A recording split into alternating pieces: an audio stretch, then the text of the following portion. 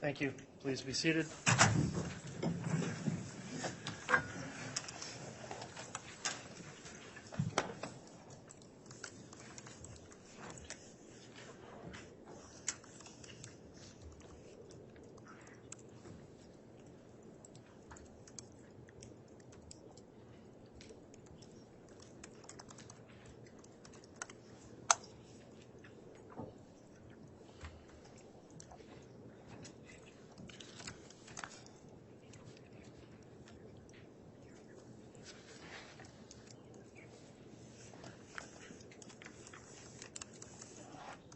All right, thank you. We will go back on the record this morning, case CR 22-21-1624, State of Idaho versus Lori Vallow. We are in jury trial at this time. The state continues with its case in chief. The court was advised that due to some unforeseen circumstances, the state was requesting a modification of some of the trial schedule relating to today as well as Monday. Is that correct, Mr. Wood? Yes, Your Honor. All right. So as I understand it, the state may have an issue where they'll need to end early today, as well as a request that we not hold trial this coming Monday. Is that correct? That is correct. All right. Have you discussed that potential change of the schedule with the defense? Yes. All right. Mr. Thomas or Mr. Archibald, is there any response to that request to modify our trial schedule? Your Honor, we understand the circumstances. We have no objection. All right. Based on that, the court will modify our trial schedule accordingly, so we'll get through what we can today with the state's case in chief, and we'll plan on also not holding court this coming Monday. I'll advise the jurors of that at some point as well when appropriate. Yeah, are there any other matters we need to bring up before we continue with evidence this morning, Mr. Wood? Not from the state. From the defense? Okay, and the court will note that the parties are all here present and the defendant as well. I apologize, I should have checked before, but in terms of our jurors, have they all reported this morning and signed their affirmation? Yes. Very well. Thank you. At this time then, if we could please have the jurors brought in.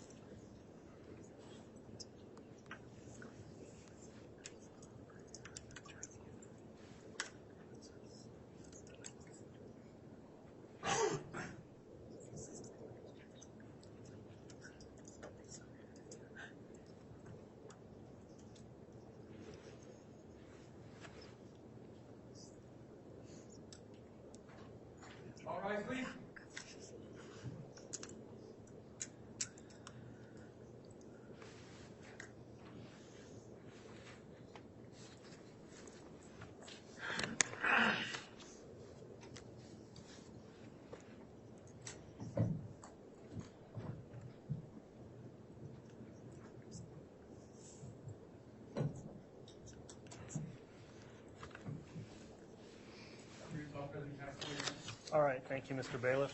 Please be seated. All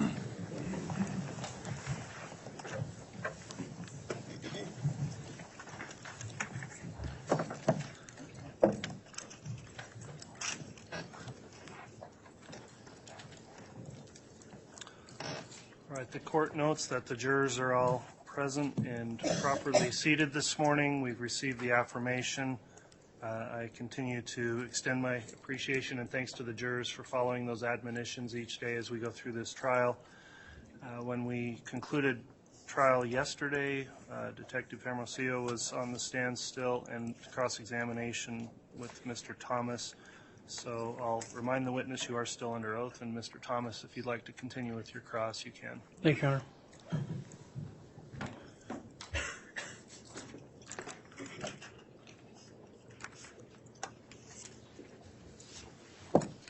Good morning, Detective. So yesterday, we left off talking about the dig on June the 9th. And you indicated that you were brought from the fire pit over to the pet cemetery. Is that correct? Okay. And you indicated that there were, well, I don't know if that you indicated, I guess I should ask. How many people were with you when you were digging at the pet cemetery? How many other people were digging with you? I believe you said that you were having to switch out every couple minutes. There we go. That's correct. So how many people were you switching off with? I couldn't tell you the number of people. Okay. Do you know any of the names? I remember Detective Dave Hope.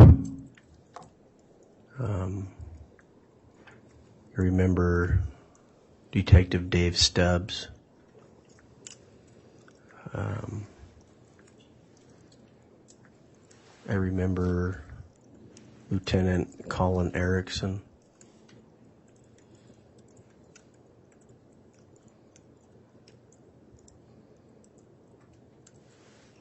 That's the only names I can remember.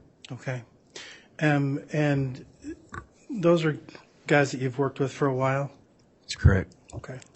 So I assume there are some people from the ERT team, from the FBI ERT team there as well? Yes, sir. Okay.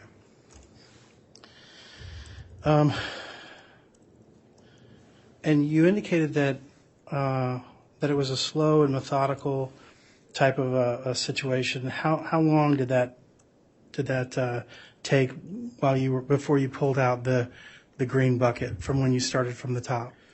If you can remember. Well, we started late afternoon. Well, I shouldn't say late afternoon. Early afternoon on June 9th. We didn't get everything out of the ground until afternoon of June 10th. Okay. So what did you do between, I believe, I thought you said that you started digging in the fire pit or sifting in the fire pit around 8:30. Is that right? Does that sound right? On June 9th. Okay, and then you switched over about a half an hour later to the pet cemetery, right? Correct. Okay, so what did you do between, say, 9 o'clock and early afternoon? Let me back up. I didn't switch over to the pet cemetery. I switched over to J.J.'s burial site, which was under the tree. J.J.'s burial site. Okay. And then you did that between 9 a.m. and when? J.J.'s burial site? Yes. 9 a.m. until probably 1 p.m. Okay. And that's when you switched over to the pet cemetery? After J.J. was removed from the ground, I went to the morgue. Okay. And then I came back, and that's when I went to the pet cemetery area. Gotcha. All right. And so when you left with, who was it that you went to the morgue with? You went with Brenda Dye, right? She was there? She was in a vehicle in front of me, and my vehicle was Lieutenant Ron Ball. Ron Ball. Okay.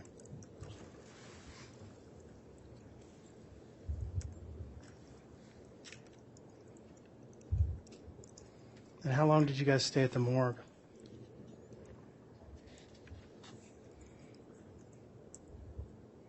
$15 minutes. So it was just a check-in, turn the body over, then you left and went back? Correct. Okay. All right.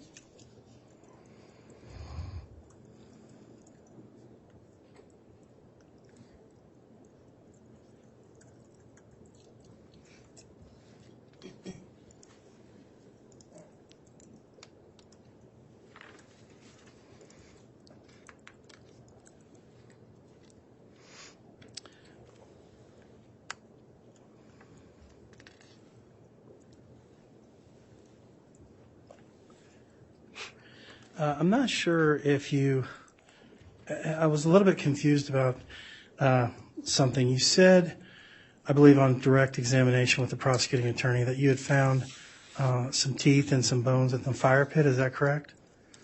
Correct. Okay. And that was when you first started at 9 a.m. in the fire pit area, or was that later on? That first day on the 9th or the second day?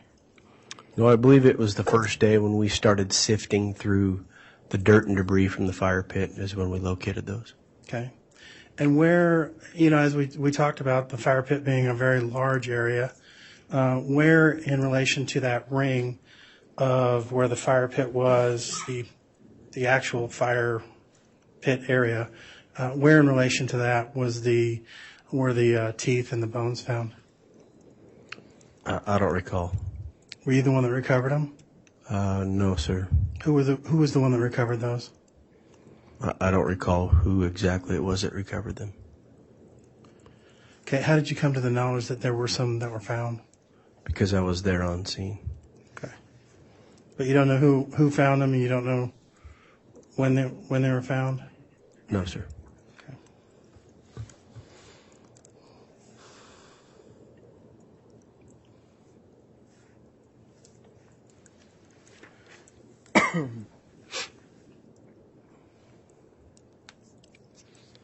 I believe you said that you left on June the 10th to go to Ada County.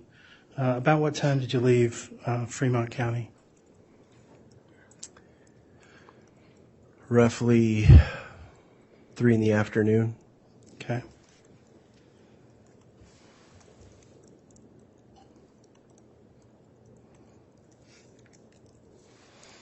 And then when you got to Ada County, I'm assuming it was after normal business hours, after 5 o'clock. And so how does it work when you drop a body off at the coroner's office? We called. They knew we were on our way. There's a bay that we pull into. They had one of their employees meet us at the bay. He then took custody of J.J.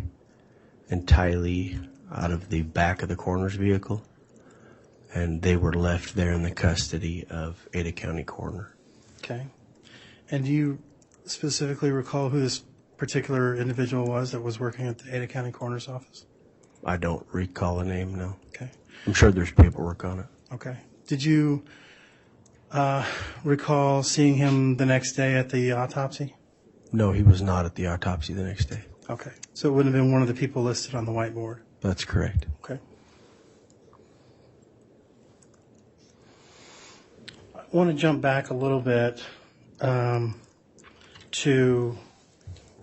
JJ's burial site. I'm going to hand you what's been marked as State's Exhibit 10H.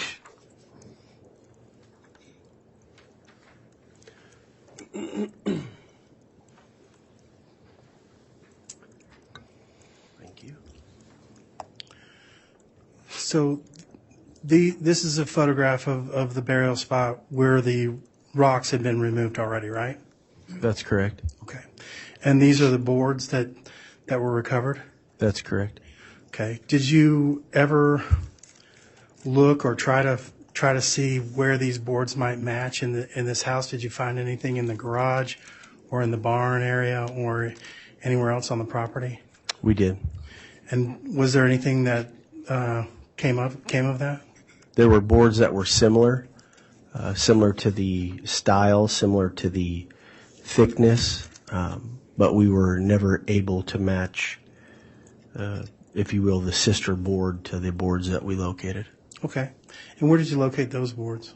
In Chad Daybell's garage area, just on his property, the red garage area. Okay. And were you a part of that actual search? I was a part of the search, yes. Okay. And you were one of the ones that were trying to match these boards up? I personally didn't try to match the boards up. We were all part of the search looking for boards similar. Okay. And when you say all, you mean everybody that was on the property that day? Not everybody, but a lot of people. Okay. Anybody in particular that you remember? No, sir. Okay.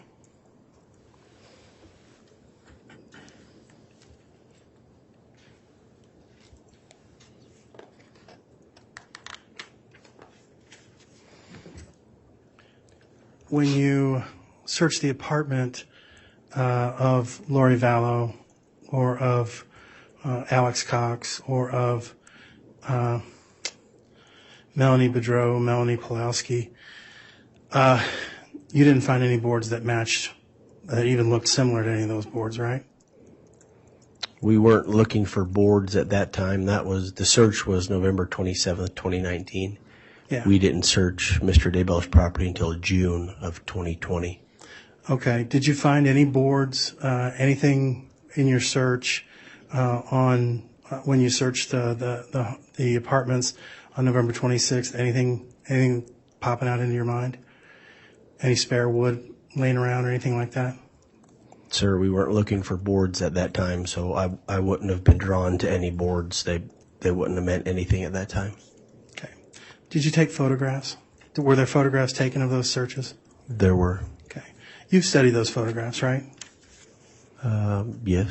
Okay. I mean, as part of your investigation, you're the lead investigator for this team today, right? That's correct. All right. So that would have been part of your job, is to study those photos, be there on scene. Nothing came out that looked like there were any boards or anything like that in that search or in any of those photographs. I don't recall any boards in any of the photographs. Okay. And you did a thorough search of those apartments? For the children? You did a thorough search of the apartments, right? You photographed a lot of stuff. Correct. Okay.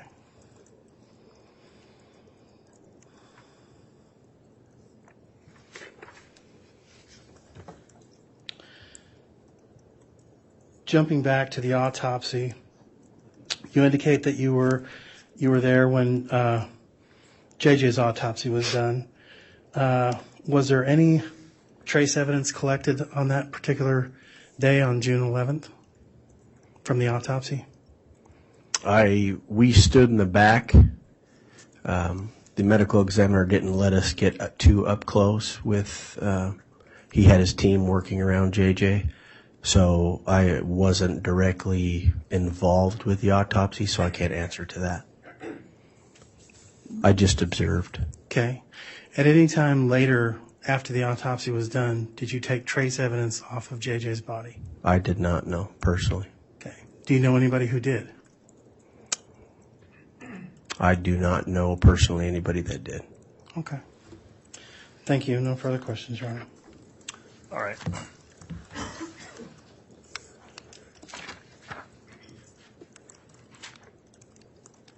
Mr. Wood, does the state have any redirect? Yes, Your Honor.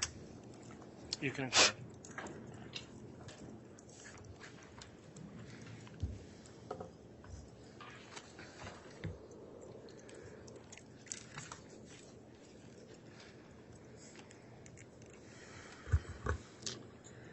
Detective Hermosillo, on cross, you were asked about the weapons that were found in the garage of apartment 175, correct? Correct. And if you had any knowledge that they belonged to Lori Daybell, I do not have any knowledge that they belong to Lori, no. right? So why did you take pictures of those items that day? A couple reasons. One, it was extremely suspicious to have those guns along with everything else we located.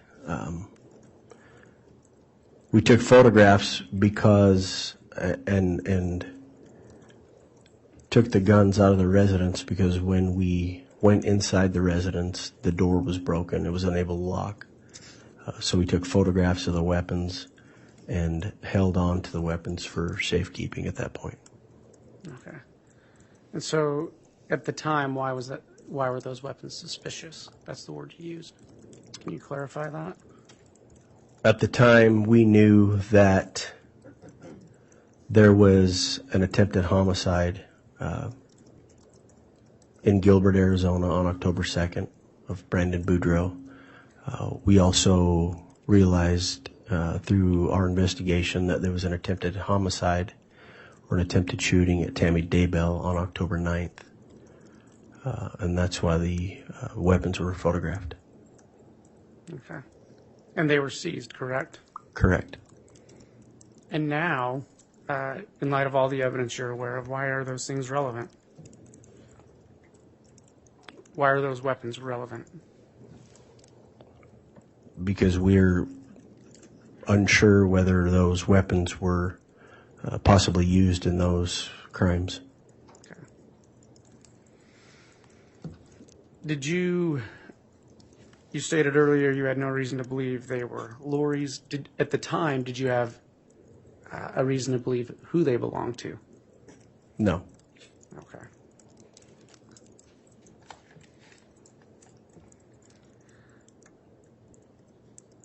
Defense counsel asked you about the steps you took to obtain a search warrant, correct? For which warrant? Well, let's talk about that. Let's go back to the morning of November 25th. Okay. That was the day, and correct me if I'm wrong, was it November 25th that law enforcement first made contact with Lori Vallow?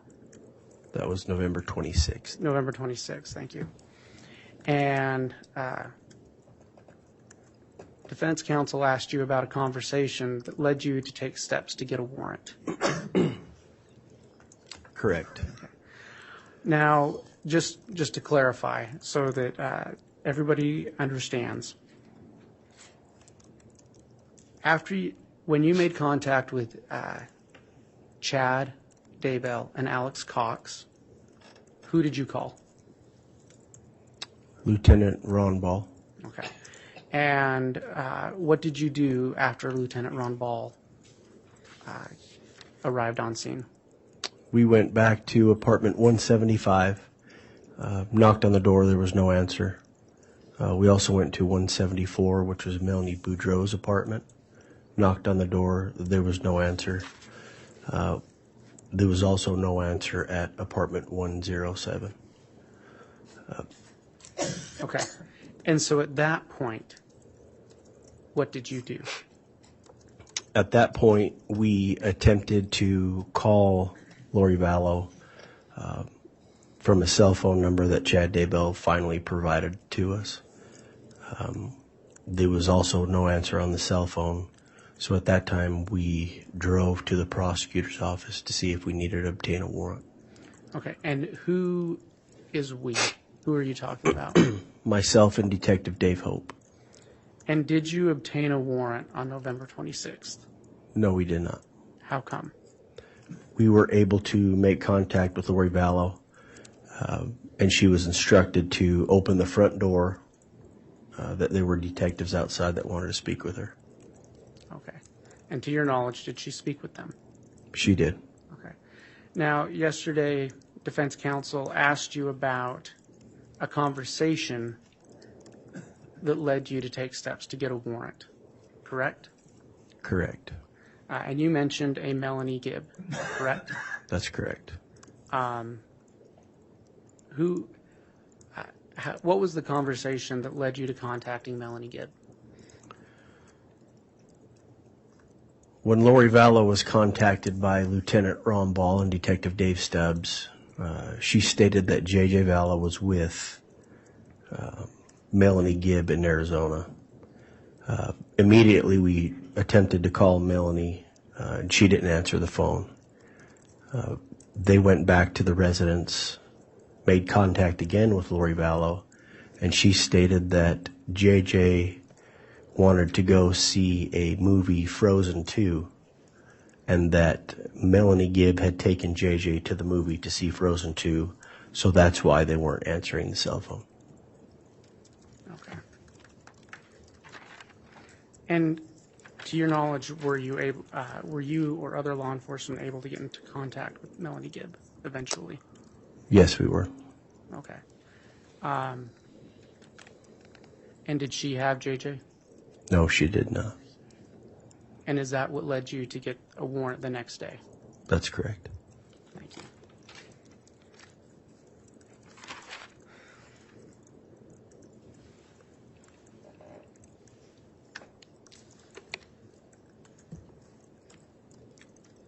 Defense counsel asked you yesterday about all the tips you received. Correct? Yes, sir. Correct. Tell us a little more about the process you had set up to receive tips at the Rexburg Police Department. We had a hotline through NCMEC, through the FBI, and through the Rexburg Police Department. And so when tips would come in to the Rexburg Police Department itself, we would have what's called a tip sheet. And we would have the number of the tip, who called the tip in. Sometimes they remained anonymous, sometimes they left their name and phone number, and just a brief description of what the tip was. At that time, it was assigned to an officer or detective to follow up with that individual tip and either confirm or deny the sighting or whereabouts based on the information on that tip. Okay. And as I understood it yesterday, defense counsel essentially said you didn't follow up on every tip, correct? Correct. Okay. Let's talk about some different examples of those tips. Once you received a tip, what was you would attempt to contact the person, correct? Correct. Were there individuals who you were able to get in contact with? There were. Did some people send you pictures? They did. Were you ever able to match those pictures with pictures of Tylee and J.J.? No. Okay. Were some of those tips from psychics? Yes. Okay. Did you have, were there any occasions where people would call and leave a tip and you would try to contact them and they would not respond? Yes, there were. Okay. But you did try to reach out to every single one of those people, correct? Yes. Okay. So you followed up on every tip? That's correct. Okay.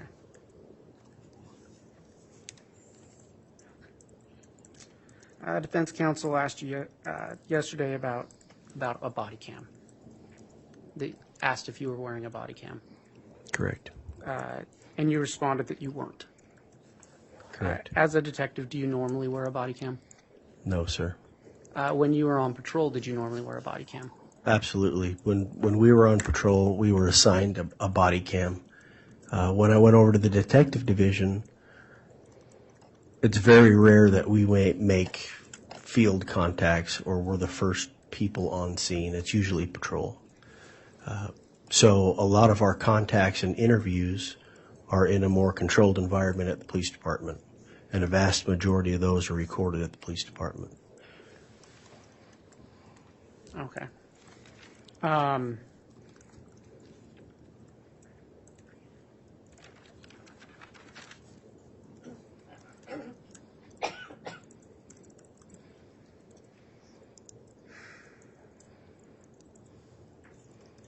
Defense counsel asked you about sifting through the fire pit.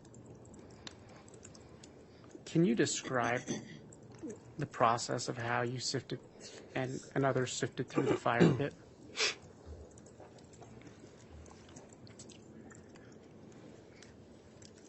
The evidence recovery team, FBI evidence recovery team, brought a sifter with them. We would have one person scoop a shovel full of dirt, place it into the sifter. Underneath the sifter, there was a tarp. And so we would shake the sifter, sift through the dirt, and any material that was too big to go through the sifter was examined. Occasionally we would get rocks and different things, but there were many times that we got teeth, charred bone, little burnt pieces of flesh that were still there. So that was the process. We would call over an ERT member who was in charge of photographs if there was something that was in the sifter. We wouldn't touch it. We would call over a photographer. They would take pictures of it, log it down, and take it into evidence. Once that was completed, we would go back to sifting. Okay. Defense counsel asked you about kind of the timeline of the search on the Daybell property. Correct? Correct.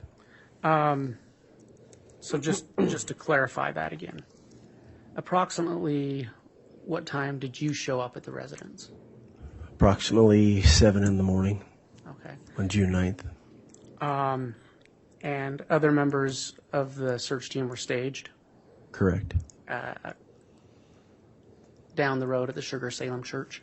Yes, sir. Okay. Do you recall approximately what time they showed up? Probably 7:20, 7:30 in the morning. Okay. You testified yesterday about serving the warrant on Chad Daybell. Yes, sir. And you testified about observing him in front of his house sitting in a car? Correct. Approximately what time was that?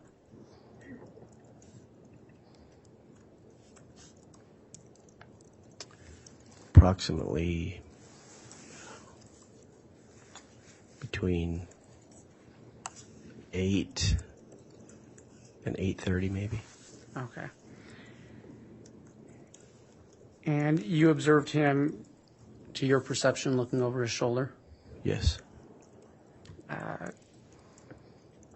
You testified, correct, that he was on the phone? Correct. Okay.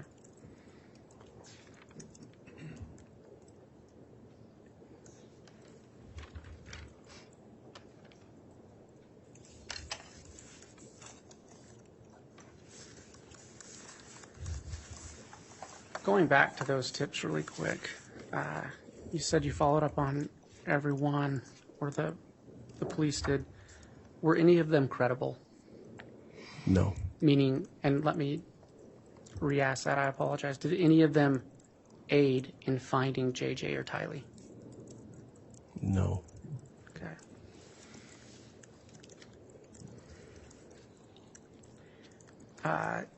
Have you ever, since June 9th, or let me rephrase that, at any time in your investigation, have you found any evidence to suggest that J.J. was alive after September 22nd or 23rd? No, sir. Similarly, At any time in your investigation, have you found any evidence to suggest that Tylee was alive after September 8th or 9th of 2020? Of 2019. 2019, I apologize, thank you. Not after September 8th or 9th of 2019, no.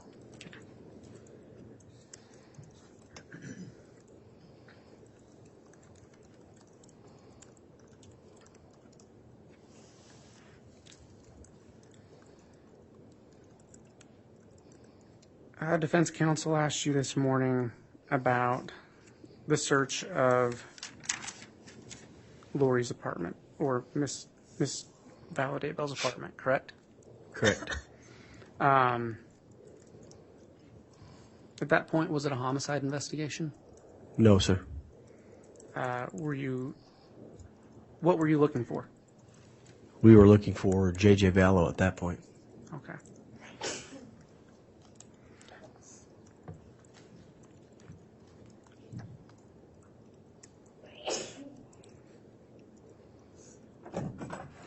Your Honor, I have no further questions at this time. Your Honor, I apologize. May I recross? There's just one item, and I know this is, I don't want to get into a thing where we're going back and forth, but there is one thing I'd like to ask him real quick. All out, limited recross. Thank you, Your Honor. Thomas.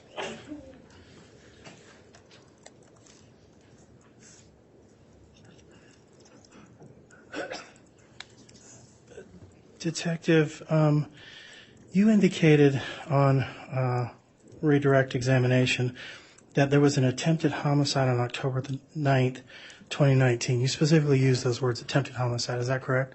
That's correct. All right. There's no evidence of an attempted homicide on October the 9th, correct? We believe there was an attempted homicide on October the 9th, 2019. Okay. Let me just back up a little bit here. So on October the 9th, Tammy Daybell said that she was confronted with someone who she thought had a paintball gun, correct? Correct. And she said that someone had shot a paintball gun in her direction. Is that correct? That's correct. Okay. And you never found any bullets, any bullet holes, anything like that when you investigated the October 9th attempted paintball shooting? I personally didn't investigate it. It happened in Fremont County, so that would be a Fremont County Sheriff's Office Okay. that would have done that. But you're the case agent here today, and you've reviewed all that information, correct? Correct. All right. Thank you.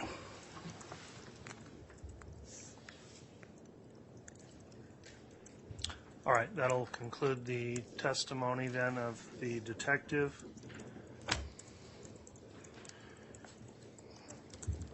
As the case agent, you're allowed to remain in, so you can go ahead and step down. Thank you for your testimony today and yesterday.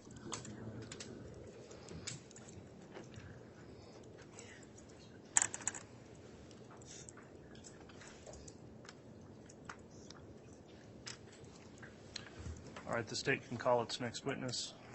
Thank you, Your Honor. The state will call Lieutenant Jared Wilmore.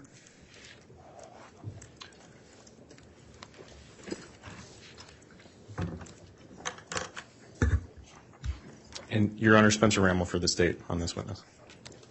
All right, thank you, Mr. Rammel.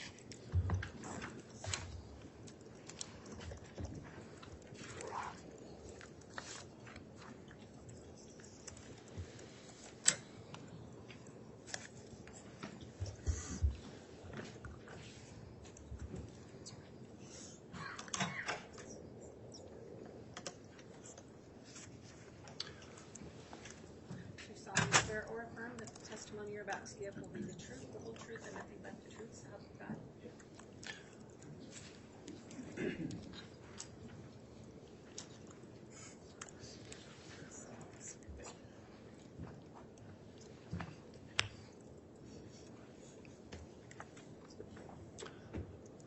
All right, Lieutenant Wilmore, as we get started here, I'll just remind you we're keeping a stenographic record of these proceedings, so please use verbal responses such as yes or no. Please try to avoid talking at the same time as any lawyer questioning you so the record remains clear. With that in mind, Mr. Rammel, you can inquire. Thank you, Judge.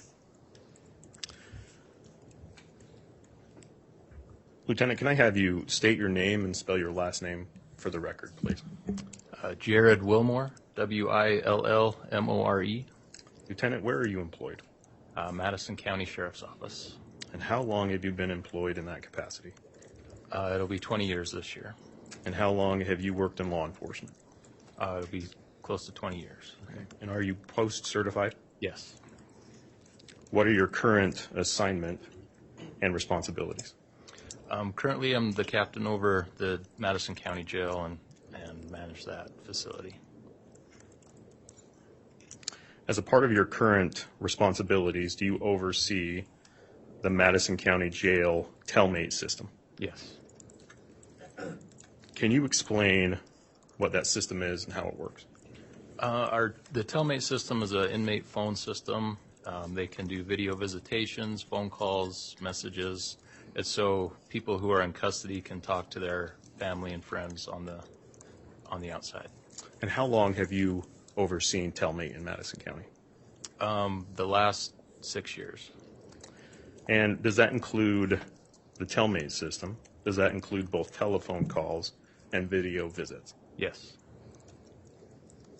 When a video call is made or taken by an inmate, is the camera always utilized? Not always. It depends. If an inmate removes the tablet from the charging station, the camera function will go black, and then it just becomes an audio call. Lieutenant, how do you ensure that inmates do not place calls or video visits on behalf of other inmates? Each inmate has a unique PIN number assigned to them, so they have to enter in their PIN number. It's also, there's facial recognition for the tablet video visits, and it's managed and reviewed by deputies to make sure that that's not happening. Whenever an inmate places a call or participates in a video visit, is any information recorded or stored regarding that call or visit? Yes, anything on the Telmate system is recorded, with the exception of attorney phone calls or visitations. Those are privileged, so they're not recorded, but everything else is recorded. Lieutenant, is the second or outside party participating in that call, is that individual required to provide name and some personal information? Yes.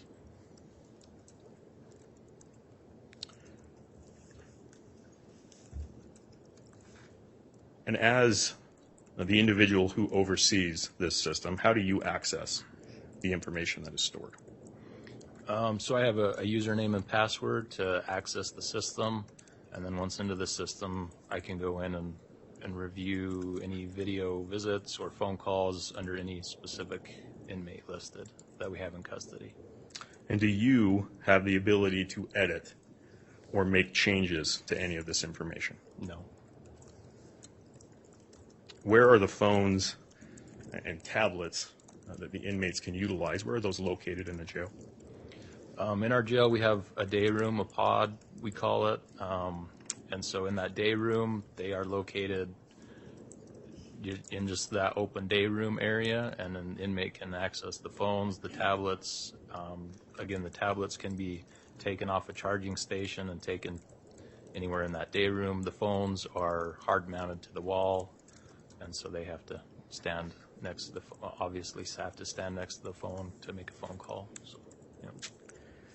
Do other agencies have the ability to edit or make changes to any of the information stored on these calls or video visits? No.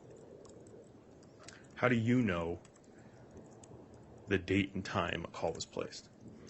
Every time a phone call or a video visit it comes in, it is time stamped with the date and time that it came in through the system.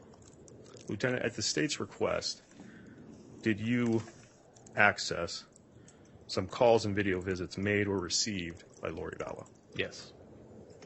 Your Honor, if I could have the witness handed what has been marked as States 33.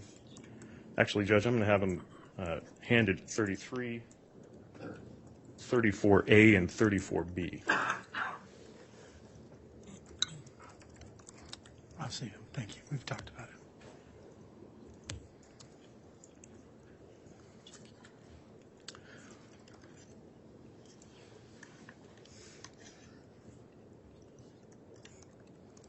Lieutenant, I'm going to have you focus on what's been marked as States 33. Do you recognize that? Yes. What is it? It's a thumb drive containing a phone call from June 9th, 2020 between Chad and Lori Daybell. And how do you know that? I've reviewed and listened to this phone call. And specifically, have you reviewed that USB device? Yes. And have you initialed and dated when you reviewed it? Yes.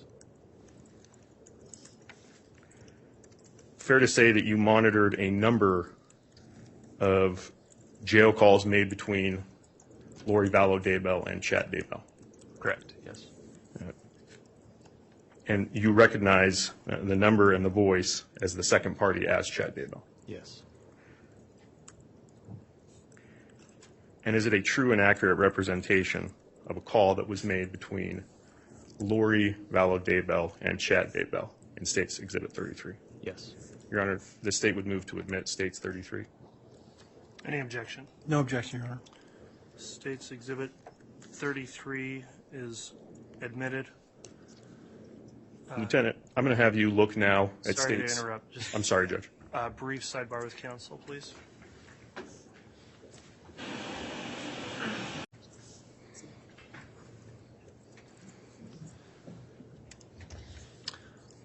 All right, we just had a brief sidebar. The court was just discussing the admission and handling of digital files with counsel, so thank you for your attention on that, counsel. Apologies for my interruption, and you can continue with your examination, Mr. Rammel.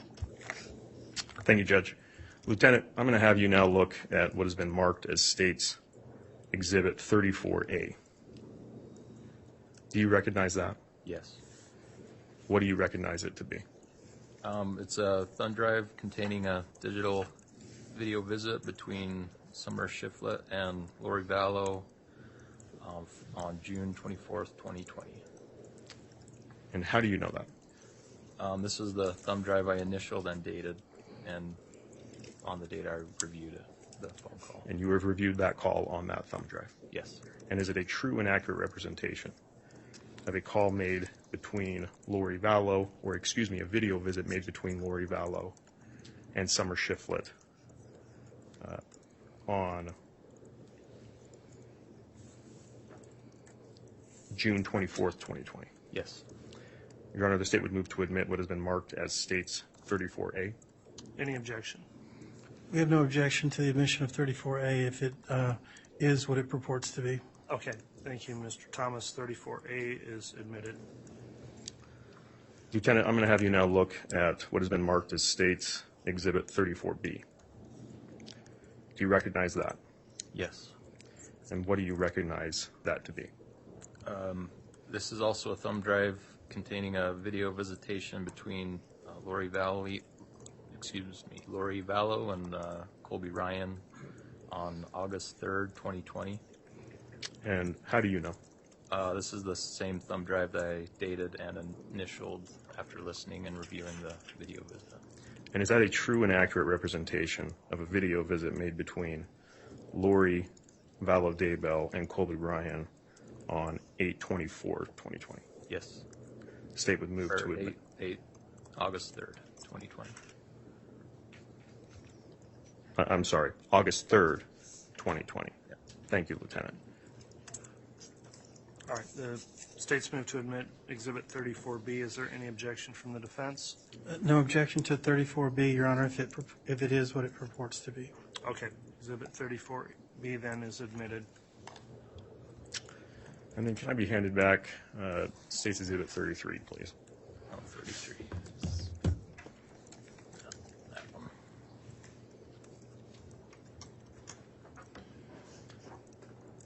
Lieutenant, you testified in State's Exhibit 33. It was a call made between Lori Vallow and Chad Daybell on June 9th, 2020. Does that date catch your attention? Yes. What catches your attention about it? That was the date that a search was made out at Chad Daybell's property And when the search was conducted and the bodies of J.J. and Tylee were found. And you were made aware of it that morning? Yes. Your Honor, I would request that we publish States 33 to the jury. Any objection to that being published? No, Your Honor. All right, Exhibit 33 may be published to the jury.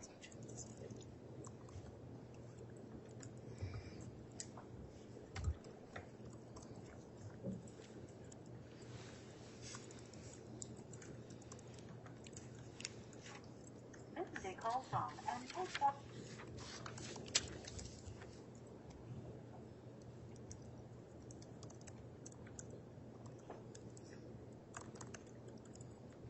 This is a call from and paid for by Lori, an inmate at Madison County Jail. This call is subject to recording and monitoring. If you don't wish to talk, hang up now. Thank you for using Telmate. Hello? Are you okay? No, they're searching the property. The house right now? Yeah. One of them is. So, Mark means we'll be talking to you. What, are they in the house? No, they're out in the property. Are they seizing stuff? Again? They're searching.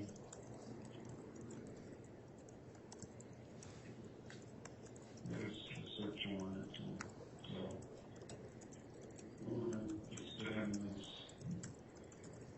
James.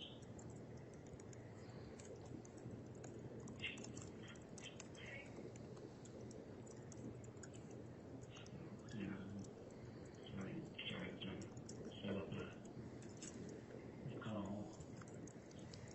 logic call.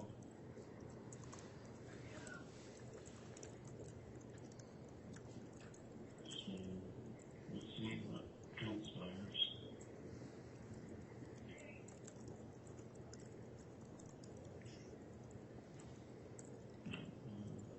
We don't really.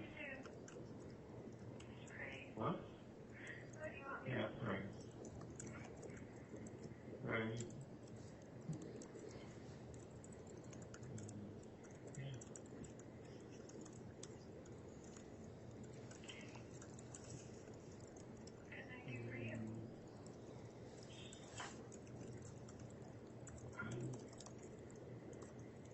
I'm doing pretty calm. I would call Mark, though, maybe. Just talk with him.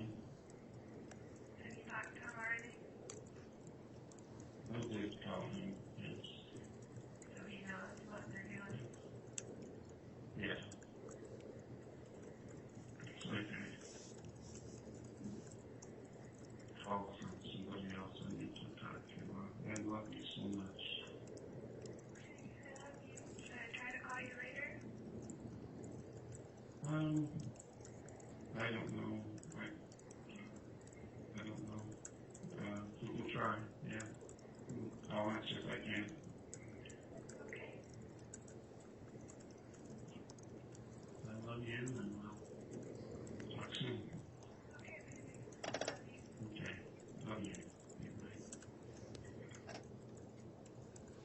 This is a call from and paid for by an inmate at Your Honor, that's all I have for Lieutenant Wilmore. Thank you. All right, thank you, Mr. Rammel. Any cross-examination for this witness?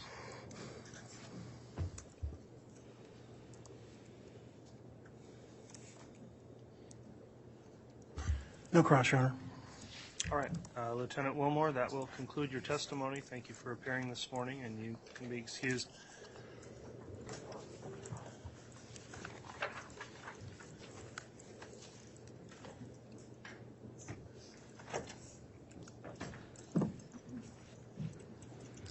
All right, the state can call its next witness. The state now calls Joe Powell.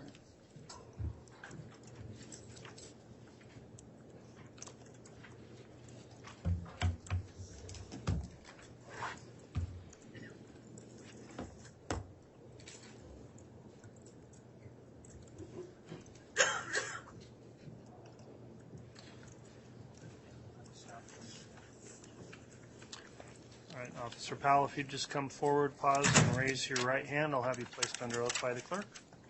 Do you solemnly swear or affirm that the testimony you're about to give will be the truth, the whole truth, and nothing but the truth, so help you God? All right, Officer Powell, follow the directions of the bailiff there.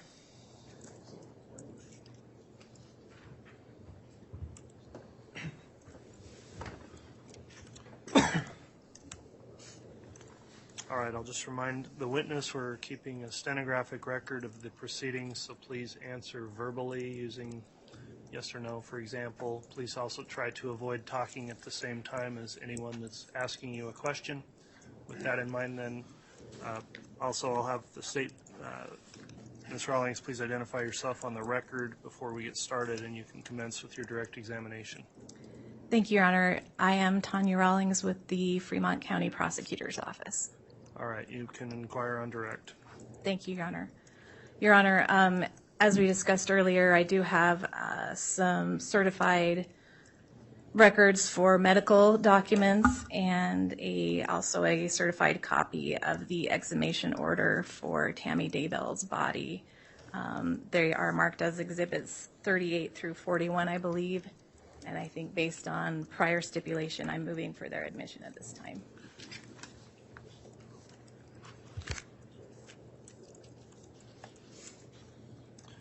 So this is exhibits 38, 39, 40, and 41, correct? Correct, Your Honor. Okay, individually I'll call those out, then they've all been offered. Is there any objection to the admission of exhibit 38?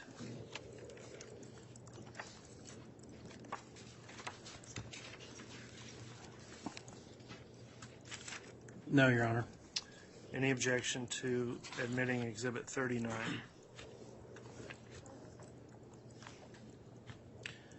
Your Honor, I apologize. If we can go back to 38. It's on the business record itself, on the front of it, it says Exhibit 83, and on the back of it, it says 38. Is that what you have? I do. There's lined out, looks like previously marked sticker. I have a courtesy copy, so mine doesn't have the currently marked trial sticker, but it probably is worth clarifying on the record the number and the explanation of a sticker on page 1. Yes, it was used in a prior proceeding, Your Honor, and so the sticker on the front is not the correct sticker. The sticker on the back of the page is the correct one. Okay, and that would be exhibit 38, correct, which is it's entitled Business Records Certification of Teton Medical Group? Correct. Okay. Any objection now with that clarified, Mr. Thomas? No, Your Honor. I was just concerned that maybe there was a dyslexic type of moment, but I think we're good. All right. On exhibit 39, does the defense have any objection to its admission? No, Your Honor. On exhibit 40, it's been offered. Any objection from the defense? No, Your Honor. Exhibit 41 has also been offered. Any objection from the defense? No, Your Honor. All right. Each of those exhibits is now admitted into the record of the trial. You can commence with your examination then, Ms. Rawlings. Thank you, Your Honor. Lieutenant Powell, would you please state your name and spell your last name for the record? Joseph Powell, P-O-W-E-L-L, Where do you currently work? Fremont County Sheriff's Office, And how long have you been employed with them? 21 years. What is your current job title? Lieutenant.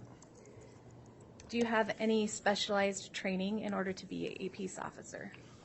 Yes, you have to attend the Idaho Police Academy, and then they require 40 continuing hours within every 2 years. Do you have any additional training to be a lieutenant? Yes. And what training and experience do you have as a lieutenant? I've been a lieutenant for 6 years, and 100+ hours of training. Okay. And as a lieutenant, what are some of your job duties? I'm over patrol, the detectives. I oversee the schedule, look at reports, cover patrol shifts, and help detectives as needed. Have you worked as a detective in the past? Yes. How long did you work as a detective? Approximately 4.5 years. Are part of your current duties to investigate and follow up on cases? Yes, if detectives need help or they're busy, then I'll take a case or two. In your current role, are you informed of unattended deaths in Fremont County? Yes. Did you learn of the death of Tammy Daybell? Yes. When did you learn of her death? On October 19th, 2019. Okay. And in addition to that, were you also contacted by another law enforcement agency regarding her death? Yes. Who was that? Gilbert Police Department in Arizona. Okay. When did they contact you? On October 31st, 2019. What did you learn from that contact?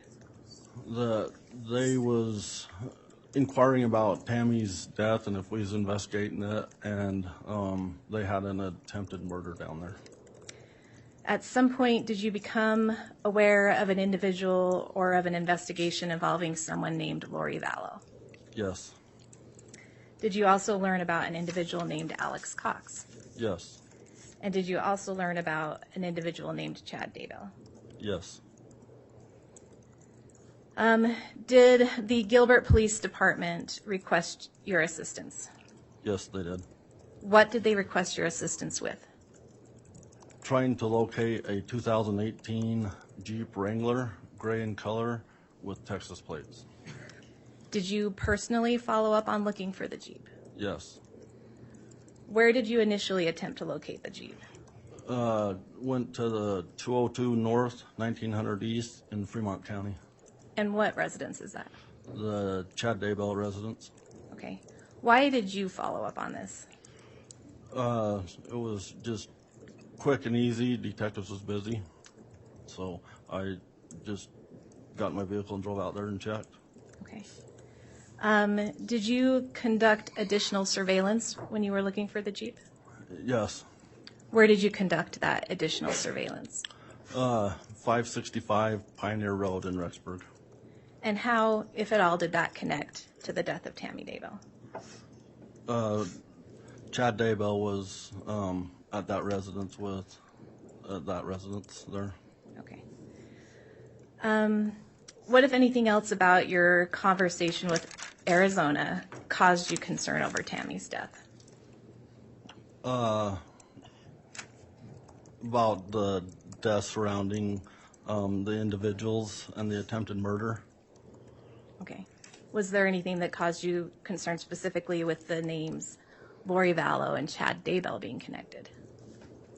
Yeah, the same with the deaths and attempted murder.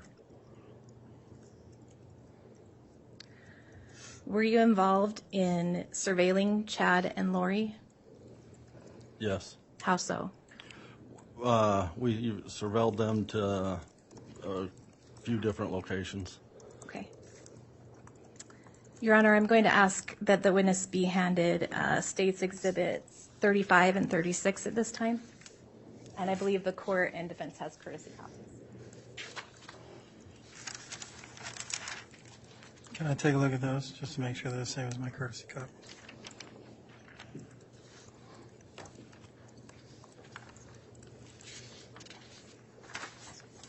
Thank you.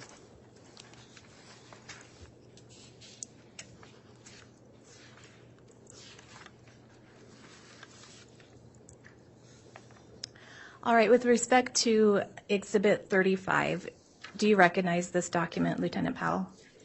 Yes. How are you able to recognize it? I was sitting at that table when the photo was taken. And when was that photograph taken? November 1st, 2019. Okay.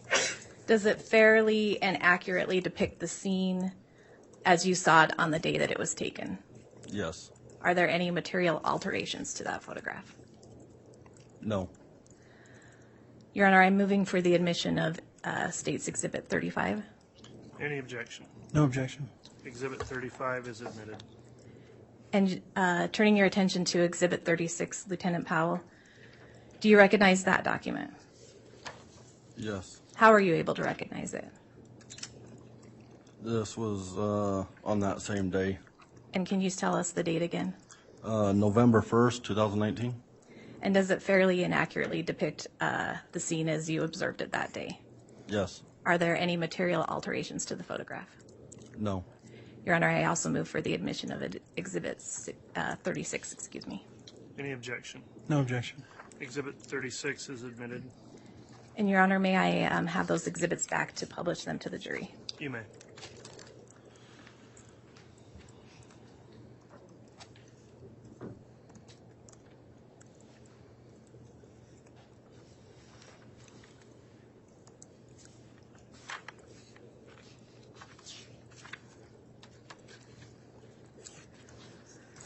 All right, and I think this is the third time that I've asked you this question, but when did you observe Chad and Lori at Cafe Rio?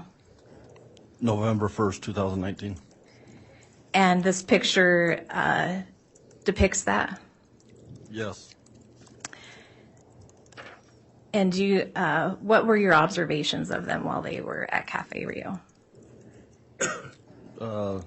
There's in conversation and eating.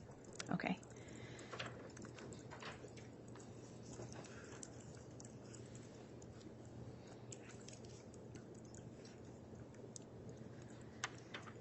Where else did you observe Chad and Lori?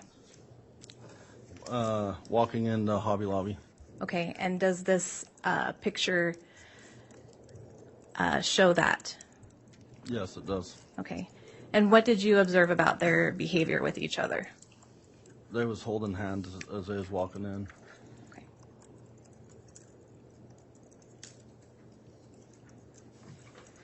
At some point, was an investigation into Tammy's death conducted? Yes. Why? Because of all the suspicious circumstances, the investigation, her age. Okay. You mentioned her age.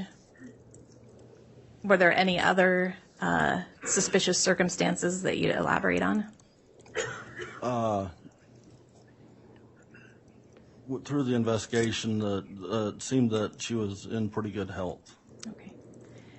And was this a joint investigation with other agencies? Yes, it was. What other agencies were involved at this point? Rexburg Police Department, the Sheriff's Office, and I believe the FBI was too. Okay. At some point, did you turn this investigation over to detectives in the Fremont County Sheriff's Office? Yes. Is that a common practice? Yes. How is that decided? It's just decided on by me, the sheriff, or the chief deputy, and depending on the caseload and what's going on. Okay.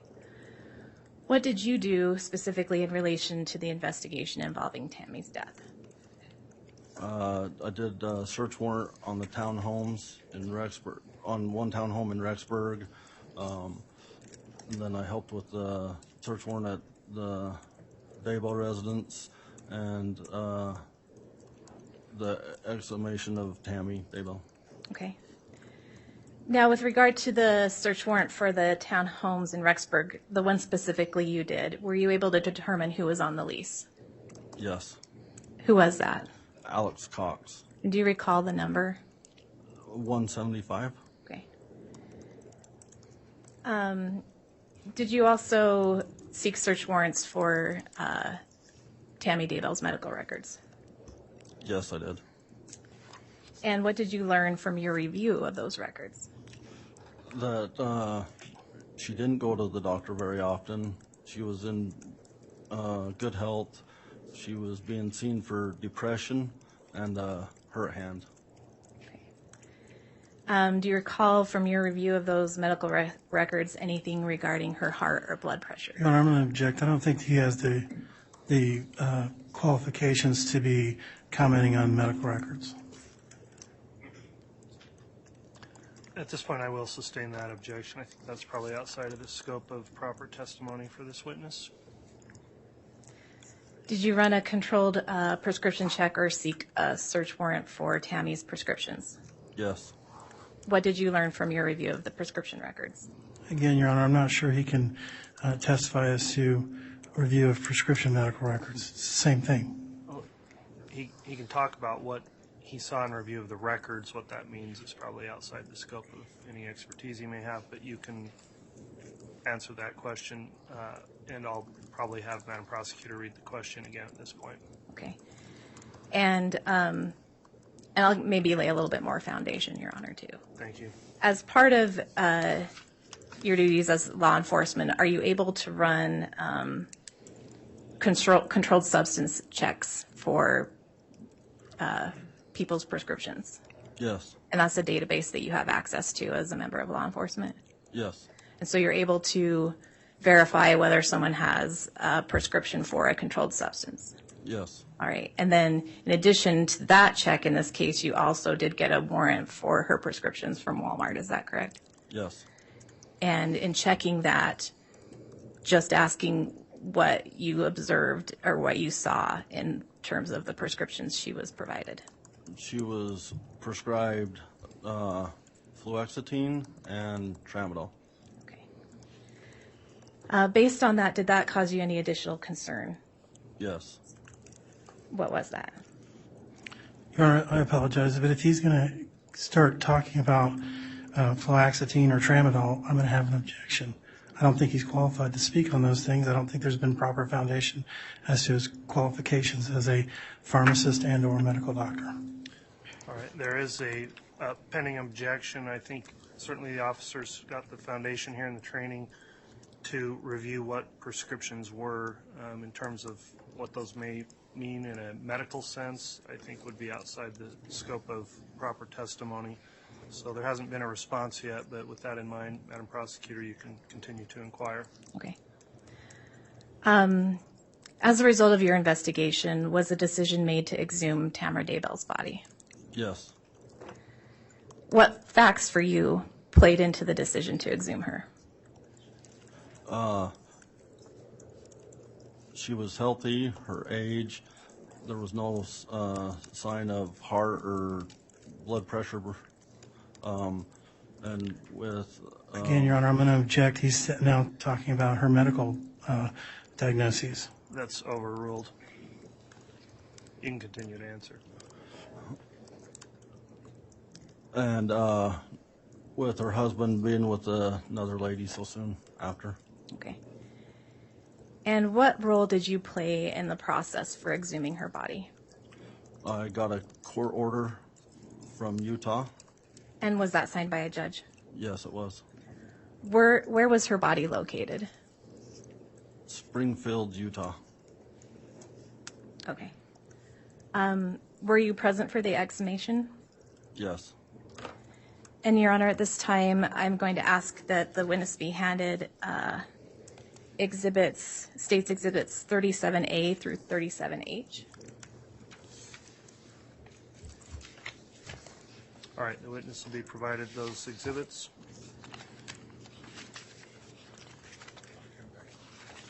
Okay.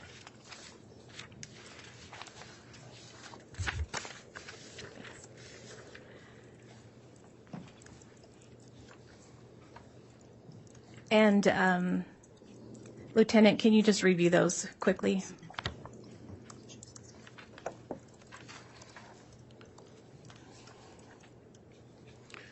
I apologize, Your Honor. Before he answers, may I take a look at those just to make sure they conform to what I have? Yes. Thank you.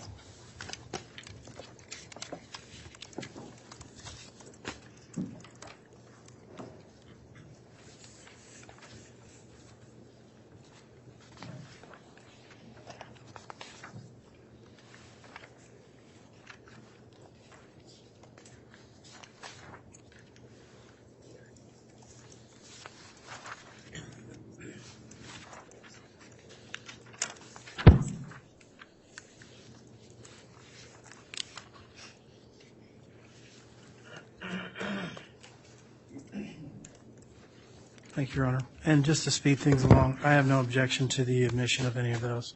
All right, thank you for that, Mr. Thomas. So they're being offered, I assume, Ms. Rawlings? Yes, Your Honor. And if there's no objection, I'd move for their admission and to publish to the jury.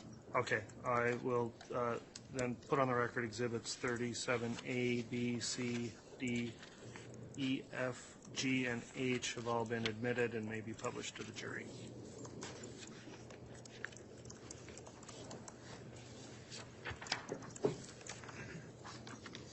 And Lieutenant Powell, in your review of those photos, were they, I think I may have already asked you this, but in case I didn't, were you present for the exhumation? Yes, I was. Okay. And I'm just going to walk you through this, and maybe it's better to see. So in looking at State's Exhibit 37A, what does that depict? Tammy Daybell's grave, and off to the right-hand side you can see the backhoe, a little bit of it.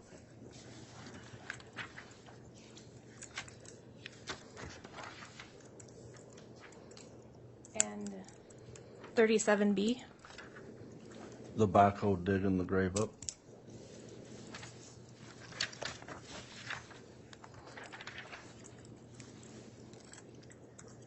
$37C?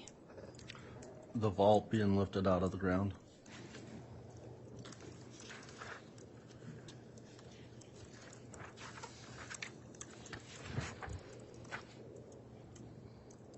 $37D?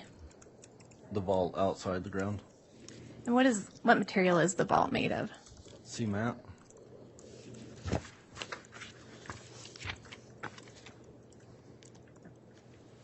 $37E?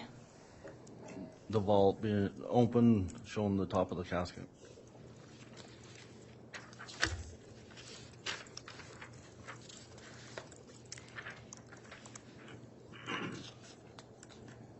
And 37F? Inside the vault with the casket removed.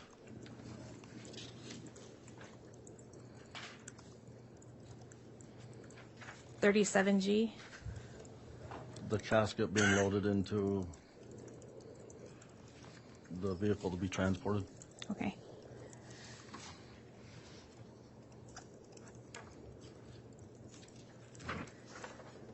Where was her body taken?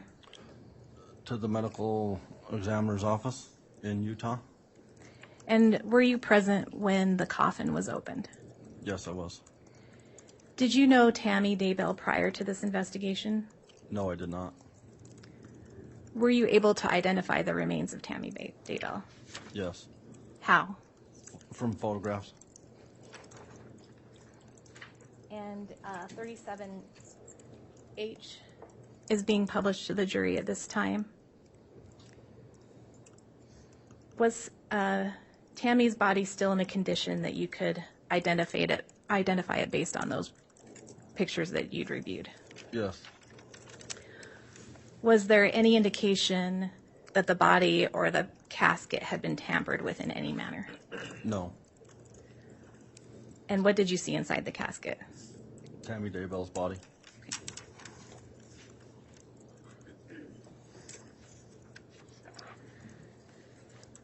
Were you present for the autopsy? Yes, I was. Was there a determination as to the cause of death at that time? No, there was not. Following the autopsy, what happened with regard to Tammy's body? She was taken to a funeral home and then prepared and then taken back out and reburied. Once the autopsy was concluded, were there any other actions taken in relation to that investigation? Yes, from the other detectives. Okay. Now I'm going to turn your attention to January 3rd of 2020. Were you working that day? Yes, I was. What was your assignment that day? To help serve a search warrant. Where did you serve the search warrant? 202 North, 1900 East in Fremont County, Idaho. And what type of building is that? It's a single family dwelling. Okay. And whose residence is it or dwelling is it? Chad Daybell's. Were any other agencies involved in the service of that search warrant on January 3rd, 2020?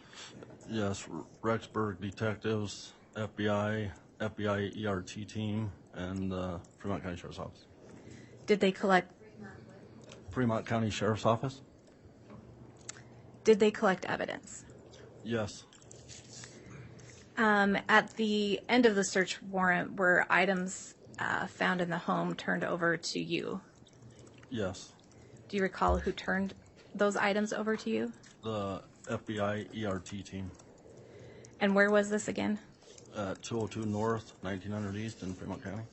And how were the items packaged? In evidence packaging. What did you do with those items? Loaded the items in my vehicle and Detective Mattingly's vehicle. Okay. And after loading those items, where were they transported? The Fremont County Sheriff's Office. After arriving at the sheriff's office, did you turn possession of those items, all those items, over to another officer? Yes, to Detective Bruce Mattingly. Okay. And were you involved in booking any of that evidence?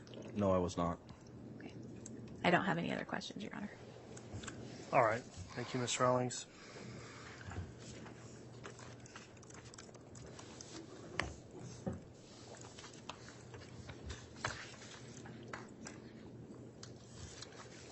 Cross-examination from the defense.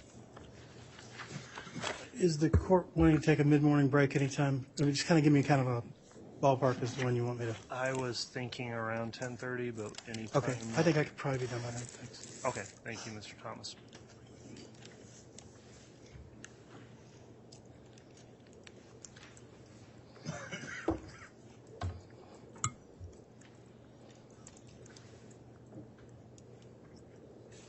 Morning, Officer Powell. How you doing today? Good, how are you? Good.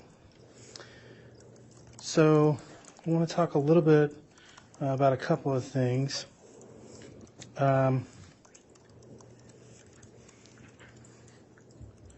You work for the Fremont County Sheriff's Office currently?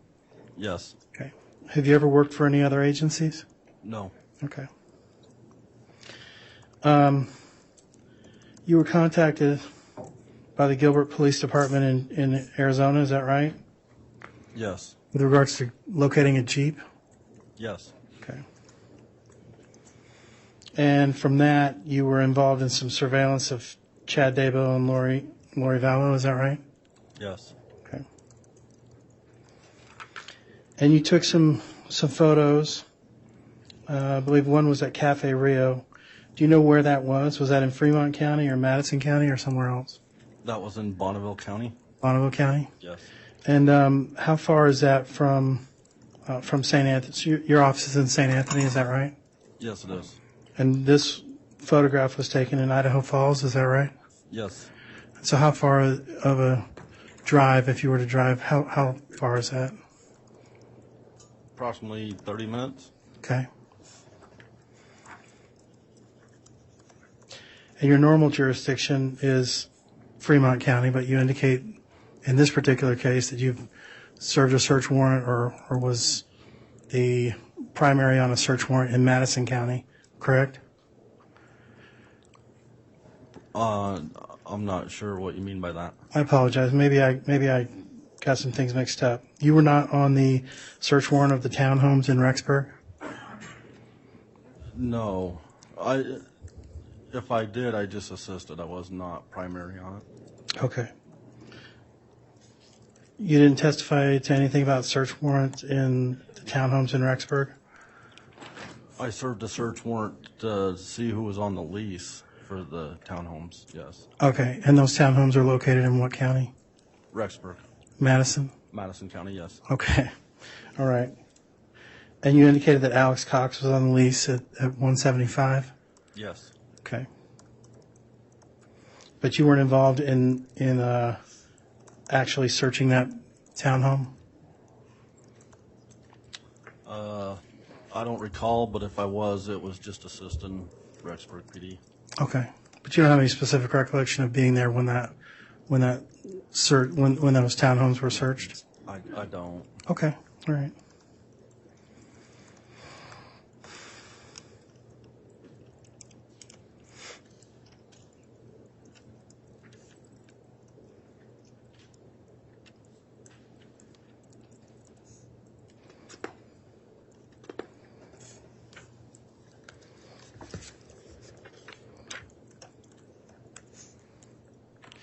As far as your surveillance goes of Lori and Chad Daybell, how many times did you surveil them? Just that one day. Oh, just the one time. Okay. Yeah. And did you follow them to their location from Fremont or Madison County? Yes. And which one? From Madison County. Okay. And where in Madison County did you follow them from? 565 Pioneer Road. Okay. So where were you? Were you doing kind of like a stakeout or something at that particular area? Yes. Okay. And how long had you been there before you saw Chad and Lori? I don't recall how long we'd been there. Half an hour, more than half an hour? I'd say at least a half an hour. Okay. And then you followed them down to Idaho Falls? We followed them a few different places, but yes, we did end up going to Idaho Falls. When you say we, who is we? There was myself, Chief Deputy Thad Gardner, Detective Stubbs, and I believe Detective Hermosillo was there for a little bit, but then he had to leave.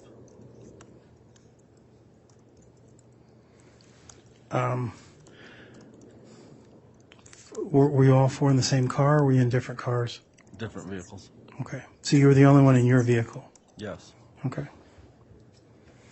And to your knowledge, were you the only one who captured photographic evidence of this particular surveillance? No, there was others that collected photos. Other photos that were taken on this day? Yes. Okay, thanks.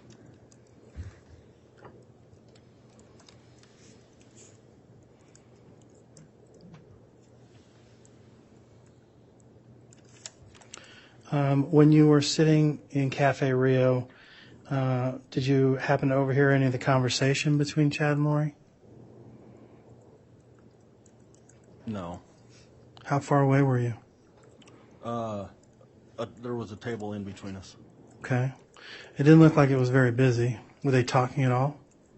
Appeared to be talking, yes. Okay, but you couldn't hear anything they were saying? Not to my recollection, no. Okay.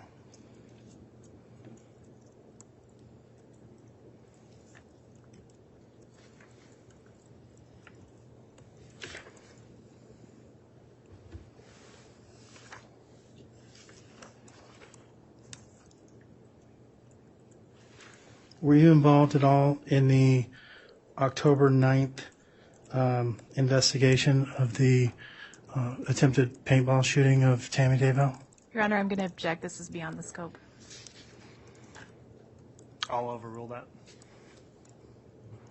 Go ahead and answer. No, I was not. Okay.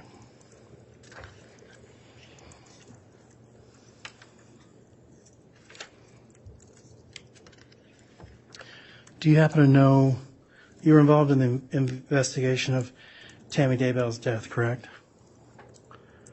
Yes. I mean, obviously you went down to the exhumation and stuff. Yes. Are you aware of where Lori Vallow was when Tammy Daybell died on October 19th? No. Okay. Would it surprise you to know that she was in Hawaii? No. Okay. No further questions, Your Honor. All right, thank you, Mr. Thomas. Any redirect from the state? No, Your Honor.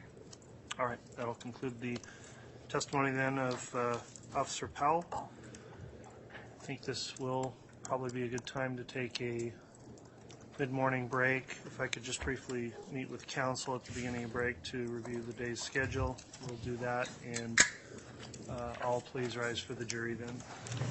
All right, thank you.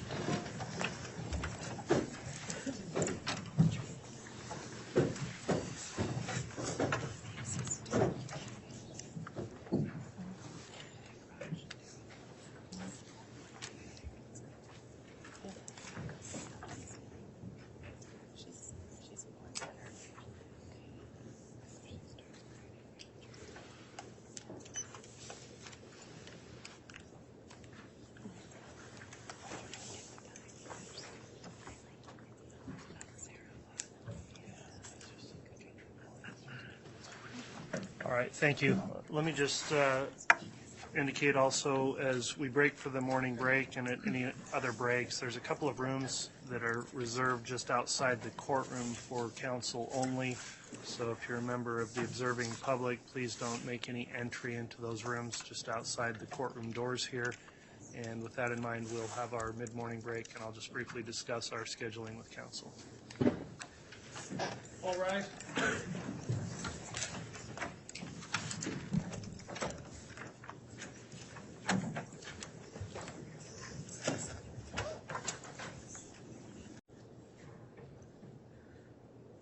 Thank you. Please be seated.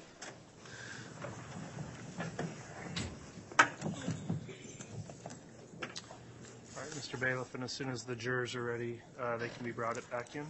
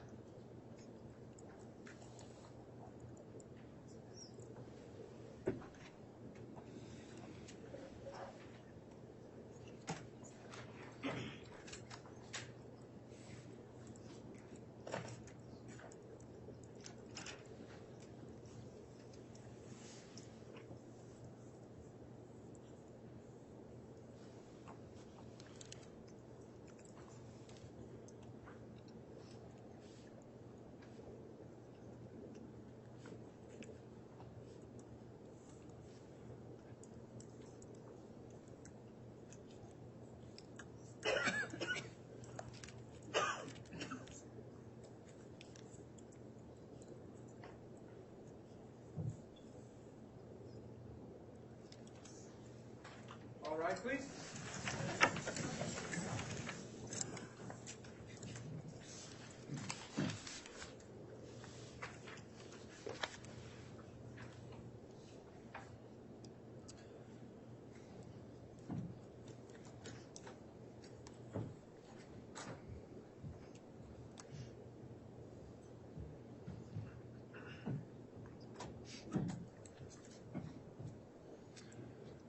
Jury's office accounted for, Your Honor. All right, thank you. Please be seated.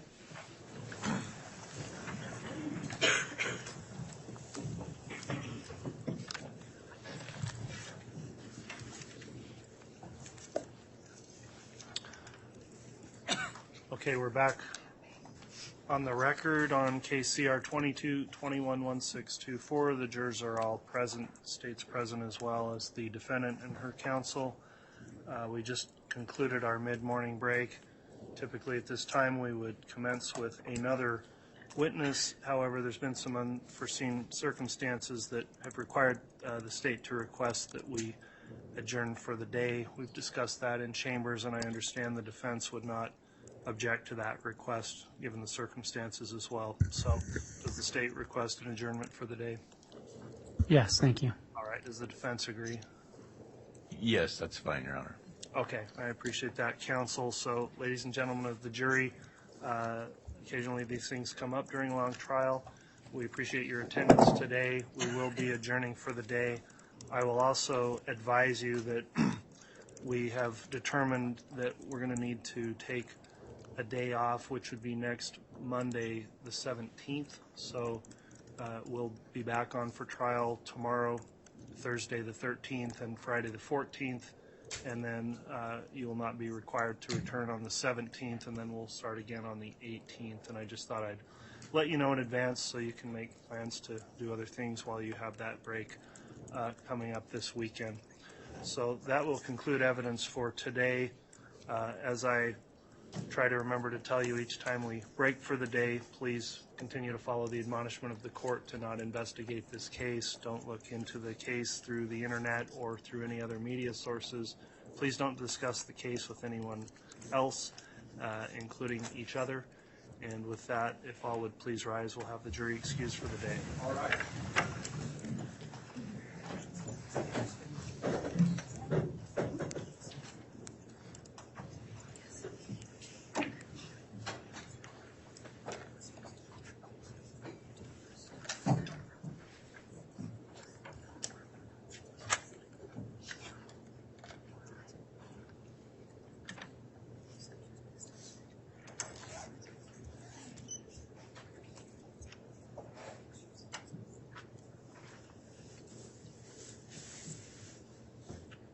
All right, thank you. We'll be adjourned until tomorrow morning at 8. Your Honor, I apologize. I just had one quick thing.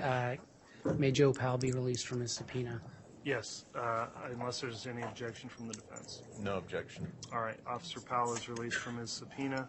Thank you, counsel. We will recommence tomorrow morning at 8:30. Thank you. All rise.